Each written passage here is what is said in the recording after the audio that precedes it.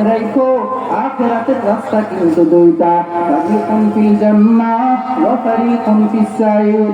এই বান্দাগুলোর জন্য যখন জান্নাতের ফয়সালা হয়ে যাবে, বান্দাগুলো জান্নাতে যাওয়ার পরে আমার মালিককে ডাক দিয়ে বলবে, রে মালিক, দুনিয়াতে আপনাকে পাওয়ার জন্য এত কষ্ট করে চললাম, ও আল্লাহ আপনাকে পাওয়ার জন্য দুনিয়াতে খাইতে পারি নাই, ও দয়ার মালিক আপনাকে পাওয়ার জন্য দুনিয়াতে চলতে পারি নাই, আপনাকে পাওয়ার জন্য গভীর রাত্রে দুনিয়ার মানুষগুলো যখন ঘুমায় রয়েছে,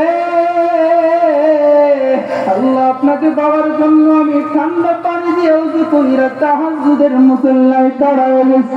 ও দয়ার মালিক আপনাকে পাওয়ার জন্য দুনিয়াতে এত চেষ্টা মুজাহাদা করে চললাম, ও আল্লাহ আপনার ওয়াদা মোতাবেক আমি জান্নাত পাইলাম, জান্নাতের নাজ নিয়ামতগুলো সব পাইলাম, দুনিয়ার জমিনে ওয়াদাকৃত সব পেয়ে গেলাম।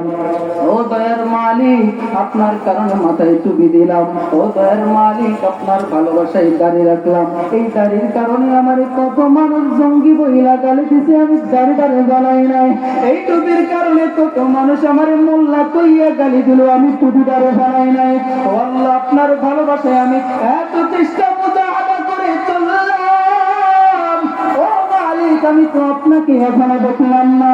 সব সময় আল্লাহকে ডেকে ডেকে বলবে, আল্লাহ ও দয়ার মালিক আমরা আপনাকে দেখতে চাই।